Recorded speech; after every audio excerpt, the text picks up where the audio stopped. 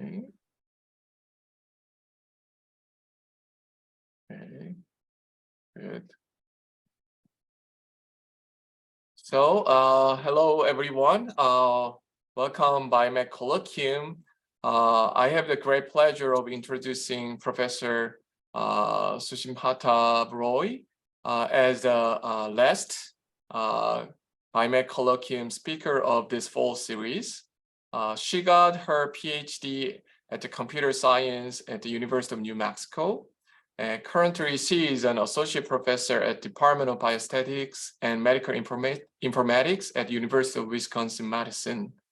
And she has studied various topics, in particular, gene regulatory network structure and its function, and 3D genome organization and evolution of the gene regulatory network. And the topic of her talk today is deciphering gene regulatory network underlying cell-based specification. Please join me in welcoming Professor Roy. Great. Thank you so much for the invitation and for this opportunity to come and tell you about some of our work. I must say that I'm a little intimidated to talk to a bunch of mathematicians, but I am sure it'll be a very interesting conversation. So at a high level, our group is interested in using high-throughput, high-dimensional data sets. And what we do at a very high level is use methods from machine learning and graph theory, largely in the realm of, I would say, unsupervised learning. And we define these problems in collaboration with biomedical scientists and with the end goal of coming up with some discovery. So that's at a very high level, and these are some exemplar problems that we've been working on. And more specifically, as Jay mentioned, our group focuses on these focuses on gene regulation. And we are interested in, at this point, these three major directions, which ranges from defining what are gene regulatory networks from high throughput data sets. And this is something that I'll talk more about today. And 3D genome organization, which is the problem of how the DNA is packaged inside the nucleus and how it changes and how it actually relates to other molecular and phenotypic measurements. And we are also interested in how regulation of gene expression changes over long evolutionary timescales. And we've developed tools to try to address different aspects of these different questions. So my talk today will focus on the gene regulatory network inference question. And many of you might know what gene regulatory networks are, but just so that we are on the same page. So gene regulatory networks are, we think of it as the control machinery of cells. And so these define what sets of genes get expressed when and where. So they control the spatial, temporal aspects of gene expression. And most of gene regulatory networks, so there are many levels at which regulation of gene expression happens, but one of the most well understood levels is at this transcriptional layer, where we have proteins called transcription factors that bind to the DNA of a gene and turn on its expression or downregulate its expression. And we like to depict this as these directed graphs depicting the relationship between regulators, so X1 and X2, to this gene Y. And so this is what a gene regulatory network is, and we want to be able to define these gene regulatory networks for all the genes in the genome of an organism.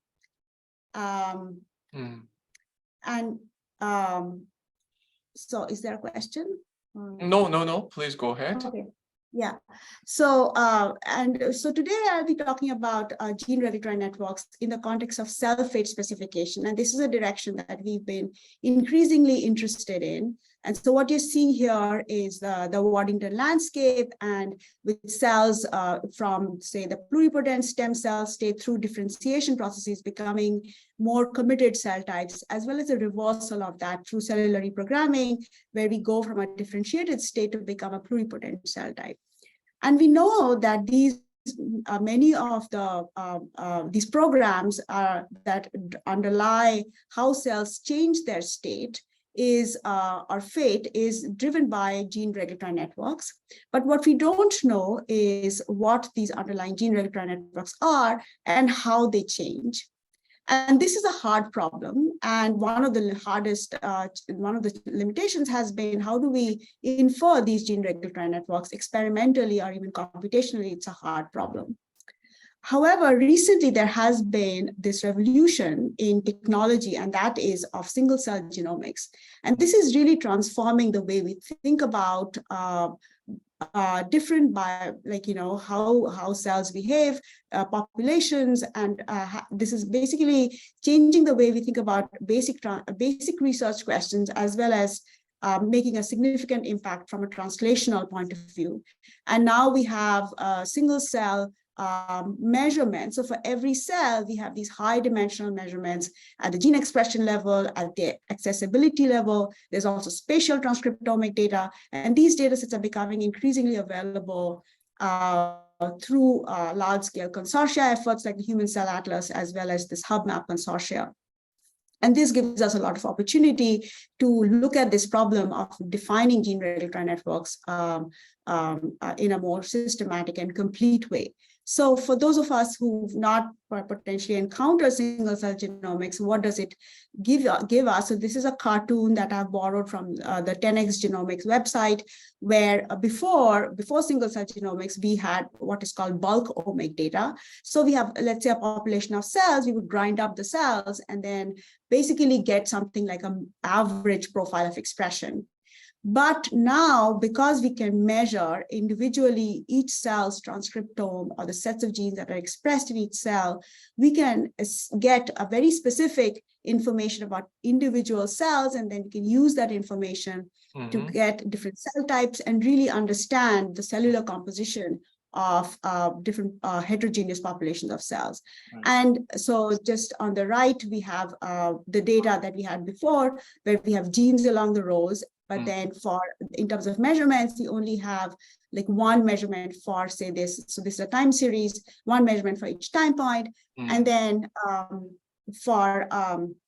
with single cell, what we have is for each time point, we have a bunch of cells. And so we have a lot of samples. So this gives us a lot of opportunity, but also brings up new challenges.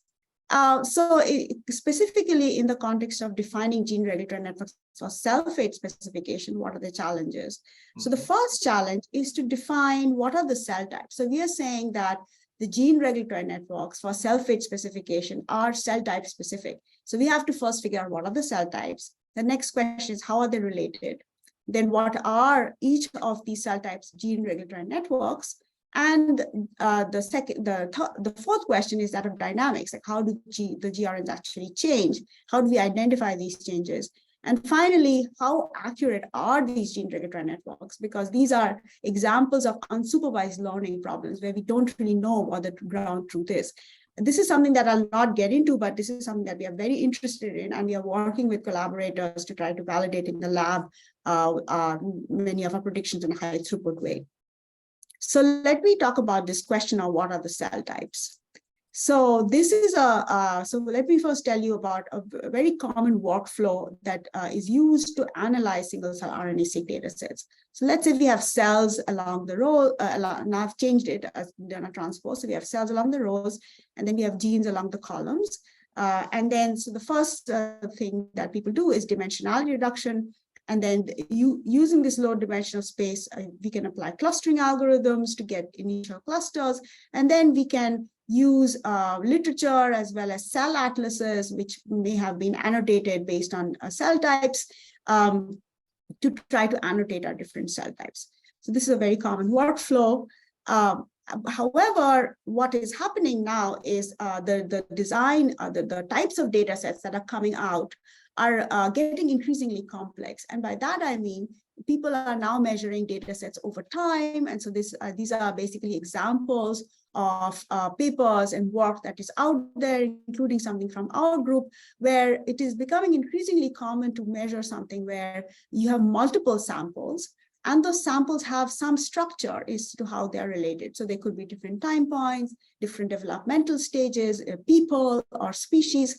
And we would like to be able to leverage this information when we are actually doing these types of analysis. And so these are multi-sample data. And one of the challenges that we would like to be able to address is this thing about dimensionality reduction, where most existing approaches are really projecting the data into a single low-dimensional space, which can be problematic. And the other thing that we are aware of is that they tend to be, the approaches that exist tend to be limited in terms of what they can tell us across species. And this is also coming from this very recent benchmarking study that was done from Fabian Thesis group, where they looked at a large number of methods to do data integration, trying to integrate atlas level data sets. Mm-hmm. And what they found was that among the tasks that are hard to address at this point is trying to integrate data sets across different species. So that is one of the angles that we are very interested in trying to tackle. So we've developed an approach, but before I get into that, I want to introduce to you the core machinery of our approach, and that is non-negative matrix factorization. And you may have encountered this already, but just so that we're on the same page. So non-negative matrix factorization is a very popular and powerful dimensionality reduction pattern extraction framework that has been, or method that has been applied to many different types of data sets, including text and imaging data, as well as genomic data sets. So what is this? So what this does is, let's say that we have a matrix, a big matrix with which is non-negative. And most matrices in real world are sparse and have low rank. And what a non-negative matrix factorization does is it tries to decompose the matrix, the original matrix X, into a product of two low-dimensional matrices U and V. And it tries to do this and it tries to optimize this objective. Just to give you an example of how NMF can be used. So this is the Netflix, our small version of the Netflix challenge, where we have movies along the rows and columns correspond to different people. And each of these entries correspond to different movie ratings. And let's say that there are two groups of people who like to watch two types of movies. Then we can use NMF to extract these different groups. And so the groups correspond to the green and the pink. And so the green people like to watch the green movies, and the pink people like to watch the pink movies. And this is a much lower dimensional space. So K is basically the rank of the lower dimensional space. And we can get this information and we can do dimensionality reduction, but we also can associate which movies are watched by what groups of people.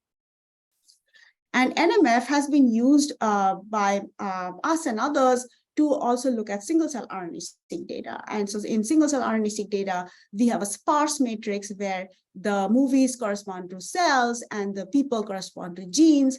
And this is our expression matrix. And with NMF, we can get, again, a U and V matrix. And this is our completed matrix. And so each movie rating is like this gene expression of a cell, of each individual cell. And then we can use these U factors, which gives us the low dimensional representation of each cell, to also cluster the cells. So we can, if there is very strong structure, you can directly use the factors, basically would sort the cells based on their contribution to each of the different factors, and then we can extract out cell clusters from there. But oftentimes we've seen that you can basically take this matrix, give it to a k-means clustering, and you can get slightly better clusters. So that's how you would use just NMF for looking at single-cell RNA-seq data to pull out the major clusters. And we've applied this, and this is one of the published pieces of work from Juna is a co-first author in this, where we collaborated with a biomedical engineer, Randy Ashton, and his then postdoc, now a faculty member, to study very early hindbrain development. And this was a single-cell RNA-seq data, and this is a t-SNE plot, which we obtained by applying an NMF-based approach, where the different clusters are colored by different colors. And we could associate these different cell clusters to different known cell types based on the expression of known marker genes. But we also had a lot of novel cell clusters that we further annotated based on gene sets that we identified using some more methods that we developed. So this is just with a situation where we are really performing one factorization. But what I said is that we want to somehow handle this sample heterogeneity in a much more principled way.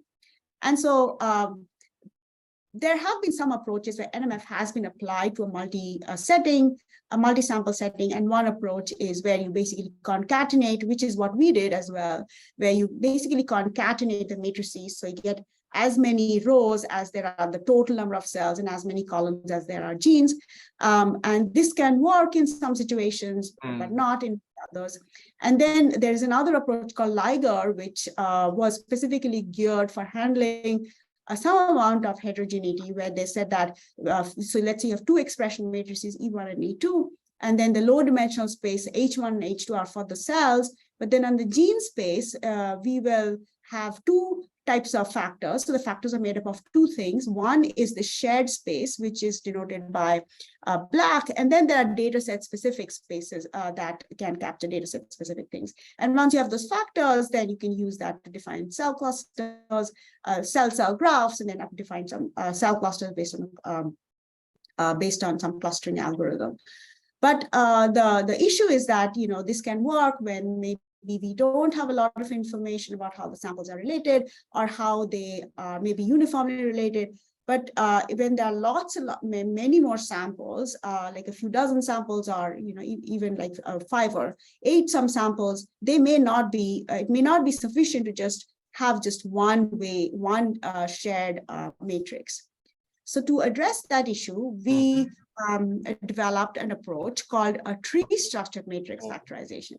So what we're doing here is, what we're saying is, we can actually capture many different types of structured relationships across different data sets using this kind of a hierarchy. So what we're saying is that at the tip of our tree are the observed matrices. So we have 3 data sets here, X1, X2, and X3.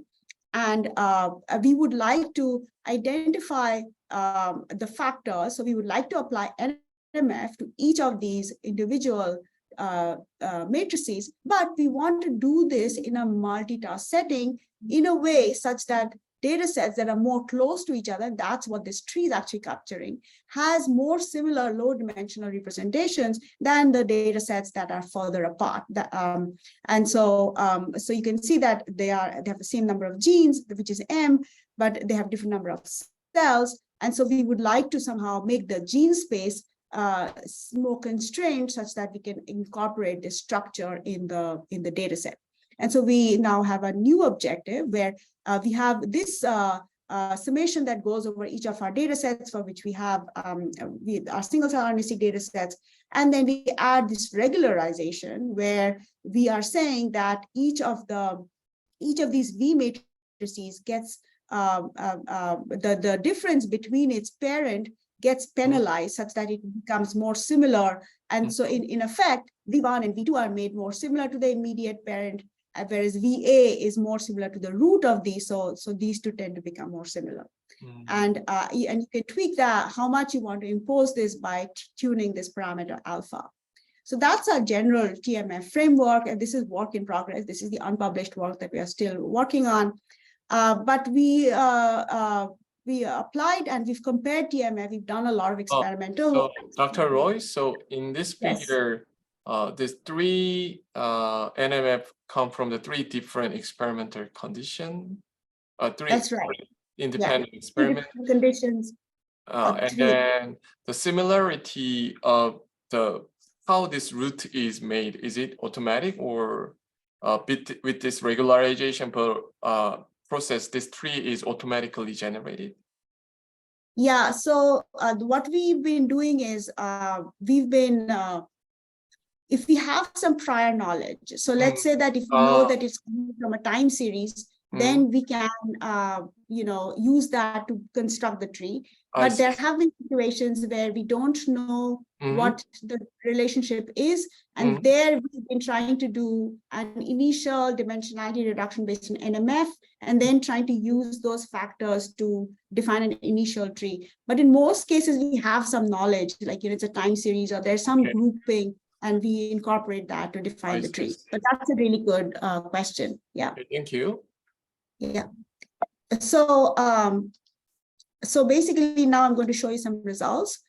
So we compared our algorithm, which is TMF in green, with these other algorithms, including two variants of NMF, the joint NMF that I introduced before, and another version called multi-view NMF, which is like a simple version of TMF, where instead of having a hierarchy, we have like one tree. One level of tree. So all the data sets are somehow shared, have a single ancestor.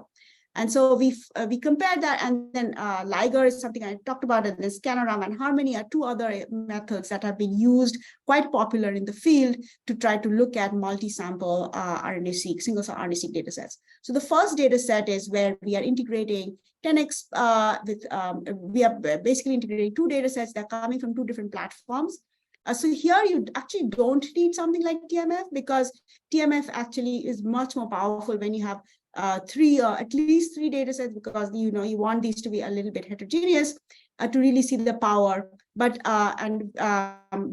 we included it because it's a very well-studied data set and has a lot of ground truth associated with it. And so we are evaluating our algorithms based on clustering, how well we are able to cluster. And these are two metrics, silhouette index and something called Davis-Boolean index. Usually Davis-Boolean index, the higher is worse, but we reversed it. So the higher, the better, the higher a particular bar, the better the method. And then we also have metrics based on how well the methods have done batch effect correction, and also how well they have integrated. So these are like some other metrics that we have used. And these numbers correspond to where the methods are ranking. And so we can see that for many of these metrics, TMF is able to do quite well. And then we considered another data set. This is a data set from our collaborator. This is a retina organoid data set. It's a single cell RNA-seq data set where the samples come from different cell lines and different ages. And here we used a mix of NMF and our knowledge about how the samples are related. And so that's how we came up with the tree. And here again, we see that TMF does a pretty good job. It's among the top two methods. And then we've also looked at two multi-species data sets, one coming from organoids and one coming from actual just tissue. And we can see, depending upon the different metrics, TMF does quite well in many of the different metrics. So I'm going to tell you a little bit more about the specific results that we get for this data set. This is the organoid data set that was also presented in the previous slide. So this is a data set that was looking at 3 species, brain organoids, early brain development. And you can see the number of cells associated with this data set. And this was using a kind of a special library. So the number of genes in each of the different data sets is the same. However, in reality, actually, the number of genes actually vary between these different data sets. But there's also a lot of heterogeneity in the number of cells. So we can see that the macaque data set is actually quite small compared to the human data set. What you're seeing over here is a UMAP plot where the dots are the individual cells and they're colored depending upon the species that the cells belong to. So I'm going to get into some of these results and show you some more comparisons. So one metric that we are actually going after is the extent to which we can pull out conserved clusters. And so that's like the way, how are we actually integrating the different clusters. So what you're seeing are results from the TMF, Liger, scRNA, and Harmony. And then each of these little matrices correspond to, so the rows correspond to the number of clusters. So we have 25 clusters. And for each of the algorithms, we ask them to produce 25 clusters. And then we are looking for the extent to which we can see representation across the different species. And so the more red, then the greater is the proportion, and we are looking at what is called a fold enrichment. So how much are the number of cells from a particular species actually enriched compared to just background. And we can see that the macaque data set is smaller. So in general, it tends to not have as much representation.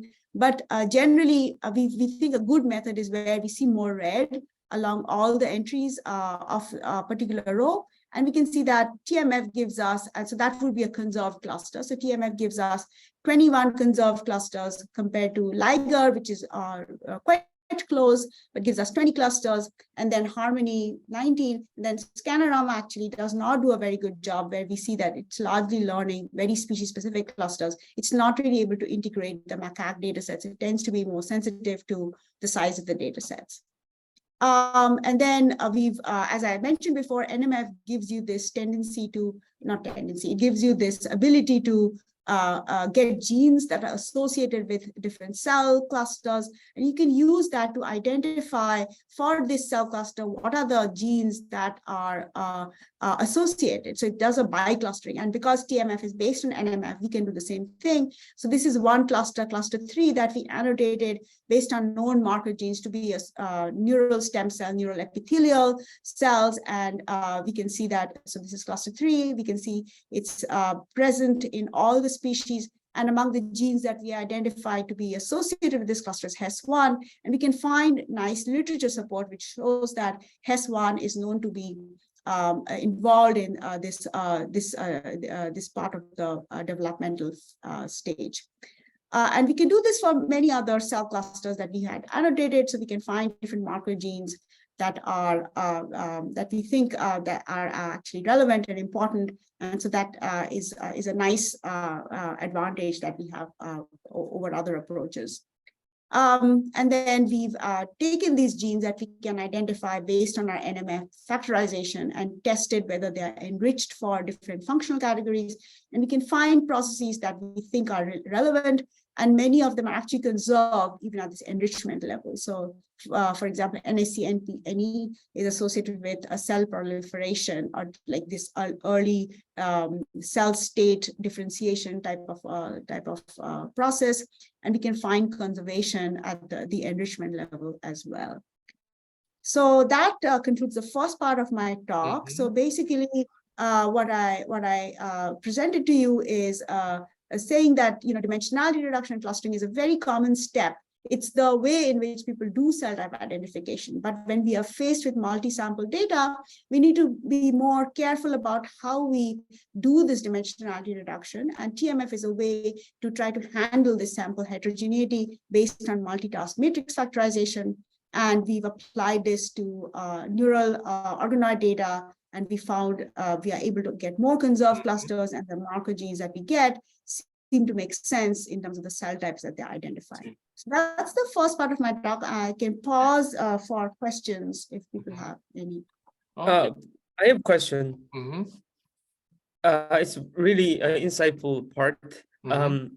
So my question is about the NMF. So when you factorize the data into U times V, I'm a little confused. So I think one of the U or V play the Lego block of the data, right? Their columns are combined to reproduce the original data matrix. As far as I know, in many cases, the Lego blocks are not clearly distinguished, but your slide show the yellow part of each column, right, are used to cluster the data. So is it common for, yeah, go ahead. Finish. Is it common? Yeah, is it common in the DNA-seq or RNA-seq data that the U or V has clear clusterized columns? It turns out, at least for the single cell RNA-seq data set, so I'm not quite sure what you mean by level blocks, but what we see is that if the matrix has this property, NMF is able to pull out at least the core structure. So sometimes what we have seen is we will get one factor which is completely yellow for all the rows. Yes. And so that happens in some situations, but there are other factors that you can get that can capture some of the other components. And that's where, you may want to increase the rank. And, by incorporating these, you can remove the contribution of this really common, the one that is like, not informative. And Yep. then you can like use the other factors to try to cluster. Yeah. Oh, I see. Thank you. Yeah. Thank you. Thank you so much. Yeah. And there are some other constraints that you can put in, like, you can put like the factorization, you can make it sparse. Yes. Sparse, so you right. can do orthogonal, and you could do other stuff to, impose more structure. Thank you. I gotcha. Thank you. Okay. So I'm gonna, that's a great question. I'm gonna, yeah. Oh, yeah, Dr. Kim. So yeah, I also have a question. So Yes. so when you calculate the cellular score and the DB index to evaluate the performance, actually the ground truth label is required, right? No, so these No? are unsupervised metrics. So DBI and silhouette are actually unsupervised. They basically assess the goodness of a cluster, whereas ARI, RAND index, needs the cluster labels. But if you want to calculate, calculating the cellular scores, actually cellular scores need the predefined clusters. That's right. And so we're using the low dimensional space to cluster. So once we do the factorization, then we can use those factors to cluster the cells. And then we are trying to assess how good those clusters are. Oh, okay. Thank you. So yeah, we have to cluster the cells. Yes. Okay. Yes. And I have another question. So when you get the cluster assignment, you need to set the optimal resolution parameter, right? So yeah, so yeah. Oh, the K, number of clusters. So how did you decide the resolution parameter or number of cluster during the cluster? Yes, so that's a very good question. That's a hyperparameter. So we look at like a whole range of Ks for all the methods, and then we pick the one that is the best for each of the different methods. So each of the algorithms are being shown in the best performing thing, and or maybe we fix K. I think we fix K. I don't know. So I guess Juna could maybe answer that, but we've looked at different. We've looked at different Ks, and we've compared the algorithms across different Ks and everything. So it doesn't seem to make a lot of difference with what K you pick. Okay, thank you. Yep, great questions. All right. Okay, so I'm going to now shift gears and tell you about another problem, which is also related, which needs to be addressed if you want to answer this question of defining gene regulatory networks or cell fate specification. And that's the question of defining, inferring cell type specific gene regulatory networks, and also looking at how these gene regulatory networks change across different cell types. So what is this problem? And this is maybe Jinsu might remember. So this is a problem that we are very passionate about.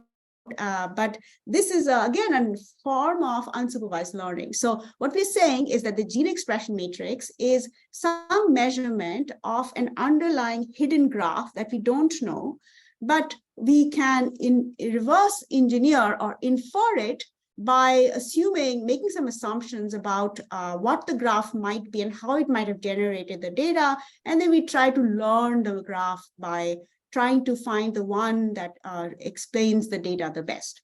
So we want to, so it's an unsupervised learning unsupervised learning problem, and we have to solve the problems of learning the structure of the graph, as well as we have to figure out how the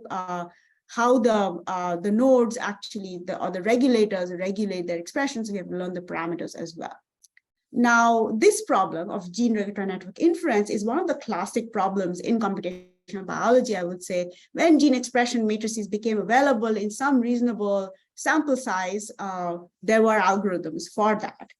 However, with the emergence of single-cell RNA-seq data, this field has now become, again, very exciting. And so there was like a time in history about these methods where it was not very exciting to develop algorithms for gene regulatory networks, because there's so many algorithms and they barely perform any good. But with single cell RNA-seq data, now there's new excitement. And so what is the problem? What the problem is, we have genes along the rows, and then we have cells along the columns, and we feed that into a network inference algorithm, and there are many algorithms out there, and we want to infer a graph that looks like this. And there have been a boom of algorithms. If you want to check out some reviews, here are some that are listed, some methods, and I know there's another review that will be coming out very soon in Nature Review Genetics. And then we and others have also carried out benchmarking studies where we've tried to compare different network inference algorithms on simulated data as well as real-world data sets to see how well they perform.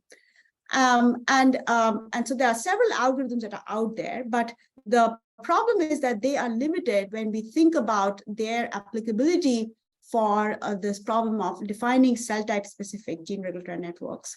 And the problem is that they ignore the fact that these cell clusters are related. So as a group, we are very interested in relationships and how things are related. So we tend to use this notion of multitask learning in different problems that we work on. So you'll see this theme come up again in this part of my talk as well. So the way people have been solving this the majority of the methods have been using this idea of taking the cell cluster, the data set that is associated with the cell cluster, and inferring a network. So basically a single task learning framework. And what we think is important is that we need to leverage how the cell clusters are actually related while we are doing this learning. And the other limitation is that currently, not only do we have RNA-seq data, we also have other types of measurements like accessibility, and that can be another source of information that can be used to inform the structure of the graph.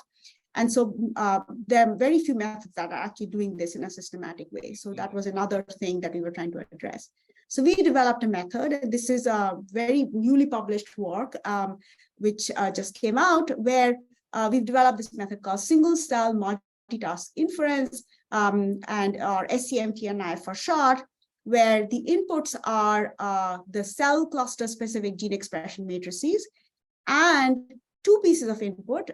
One is required. This is how the cell clusters are related. And this we are right now using a very simple approach. However, one can make it more complicated, but we need some kind of a tree, the lineage tree, that incorporates how the cell clusters are related, and also auxiliary information like accessibility data, which can inform the structure of the graph. And we incorporate this as additional priors in the model. And the output is for each cell cluster, we get a network, and then we can do other kinds of comparisons that help us study how the networks are actually related and how much they differ. So just a few key points. How does SCMTNI, what are the key machinery in SCMTNI? So SCMTNI is based on the framework of probabilistic graphical models, in particular dependency networks. And the other aspect of this is, again, it uses multitask learning. And the way we have approached this is by putting this within a Bayesian framework. And so what we are saying is that what we need to do is really, we want to kind of figure out G and the parameters theta given the data. So what are all of this? And this is within a Bayesian thing. So G and theta are unknowns and D is a data. So what is D? So D is basically the collection of M cell type specific data sets. So M is the number of cell clusters or cell types. And we have this data. And then G is the collection of graphs. So we want to infer a graph for each of these different M cell types. And the other important aspect is the G. So what I've basically done is just written this out as Bayes rule, where you want to estimate this G and theta given D, which is proportional to the data likelihood, and then the priors. And this term we are going to just estimate with maximum likelihood estimates of the parameters, but all of this other information about the cell lineage structure is going to go inside this prior term. So I want to tell you a little bit more about this. So what is this? So G, you have to think of G as a collection of graphs, and each graph in itself is actually a pretty difficult object to work with, right? Because it's like, it's a genome-wide graph, and we want to define a prior over these M graphs, and we want to do this in a way such that it informs us about, or it is incorporating this lineage structure. So we're going to make some strong assumptions. So this is one way to approach this problem. But if you're interested in this problem, this is really an open area to really define these graph priors, and something that maybe mathematicians would like to take on more. So basically, what we do is we assume that each the edges in the graph are independent. And so what we have is for each edge, possible edge in any of the M cell types, we have an indicator variable. So it's an M-dimensional vector, binary vector. And we are going to say that this big, huge term, this big joint probability distribution is going to decompose as a product of these individual smaller binary vectors. And then, so now we have to specify how this thing should be written out. And here we are actually making use of the lineage tree, where we say that we can basically write this as a pair of pairwise pairwise conditional distribution. So we are assuming that the state of an edge in a particular cell type is independent of anything else given its immediate parent. And so that helps us to write this full joint, which is M-dimensional, as a set of products that are pairwise at most. So in that way, we can incorporate we can incorporate the lineage structure, and then what these probability distributions look like are hyperparameters, and that is something that we set as an input to our algorithm. So that's what it is, and so we use the prior. We also use the prior to also incorporate the accessibility data, but you can look at the details in the paper and to see if you're interested, if you want to know more about this. Okay, so that's SCMTNI, and so now I'm going to tell you more about results. And so what we did was we first evaluated SCMTNI on some simulated data where we knew what the ground truth networks were. And so this is a very simple lineage tree where we have C1 going to C3 through the C2 state, and we generated different simulated data sets of different sizes with 200 cells, 1,000 cells, 2,000 cells, and then we evaluated different algorithms, those that are using multitask learning as well as those that are not using multitask learning.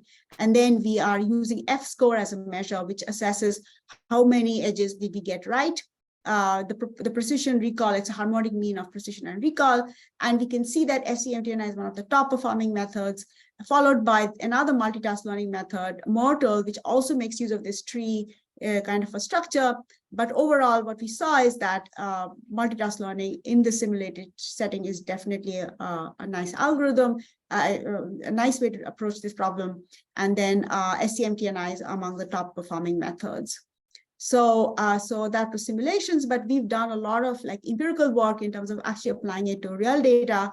And we've looked at 3 data sets at this point, and more is going on in the lab, where we've looked at like cellular reprogramming, as well as forward differentiation in hematopoiesis, adult and fetal, and so on. If you're interested, please check out our paper. I'm going to just tell you a little bit of the workflow. So given single-cell RNA-seq and ATAC-seq data, we use Liger. It's a method to integrate different data sets, and I talked about it in the first part of my talk, to get integrated cell clusters, both RNA and ATAC. Once you have the cell clusters, we get a lineage tree by using a minimum spanning tree approach, where we are basically taking pseudobulk mean expression of each of the cell clusters and then applying a minimum spanning tree on the pairwise distance of the means of the cell clusters. And then we are doing inference, and then we are trying to compare the graphs. Again, you can look at the paper for more details. I'll tell you more about what we get for the cellular reprogramming system. This is a collaboration with Dr. Sridharan. She's studying cellular reprogramming, meaning going from differentiated cells to pluripotent cells. And she's been like looking at this problem from bulk and single cell. But one of the fundamental challenges that she wants to address is to make this process more efficient. And inefficiency means that it takes a very long time to become pluripotent, and very few cells actually become pluripotent. And the reason why we want to make cells become pluripotent is because it can give us an individualized source of undifferentiated cells that we can trigger and make them go to different states or different cell types, and can be used for regenerative medicine, patient-specific models, disease models, and so on. So there's a lot of applications that are that can be solved if you can get more efficient iPSCs, or induced pluripotent stem cells. So this data set is a time course data set where we have RNA-seq as well as ATAC-seq. And what you're seeing here is the result of applying LIGAR. So on the left is the different cell clusters that we get, and on the right is the same UMAP plot, but colored by the sample annotation. And one of the takeaways that you should get from here is that so ATAC and RNA, MESC, which is the embryonic stem cell state, nicely clustered together, the MEFs clustered together, whereas the others are kind of a little bit of heterogeneous, very heterogeneous, kind of a mix. It's more clear in this picture, where what I'm showing you are two ways to look at this. So here we have cell clusters along the rows, and then I'm showing you the number of cells that come from ATAC, number of cells that come from RNA in each cell cluster. And then what I'm trying to show is which clusters correspond to MEF and MESC. And we can see that C4 corresponds to MEF in ATAC as well as in RNA, and C5 corresponds to ESC in RNA and ATAC. So this is a nice sanity check. Again, you can look at it from a sample point of view, where again, we see the MEFs are largely in cluster C4, both from RNA and ATAC. So based on these two cell states, we can infer that LIGAR is doing a decent job of integrating the RNA and the ATAC from the same cell states. Okay, so using the cell clusters, we obtained a lineage tree, again using a minimum standing tree approach, and we get a structure that looks like this. So C4 is a starting cell state. These are largely the MEF clusters. And then the cells go in these two trajectories. One, where the cells become largely the state that we want, that is the embryonic, like the pluripotent state. And then this other trajectory where the cells actually become something else, which we don't know.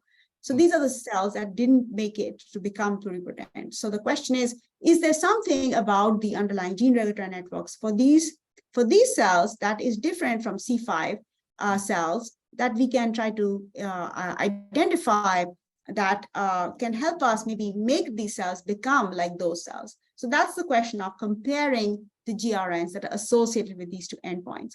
And so how do we do this? Again, this is one way of looking at the problem. This is a problem that, again, not a lot of systematic methods are out there to compare graphs and find differences at the subgraph level. And we've taken a one way to look at this problem. But again, you can think of other ways to do this.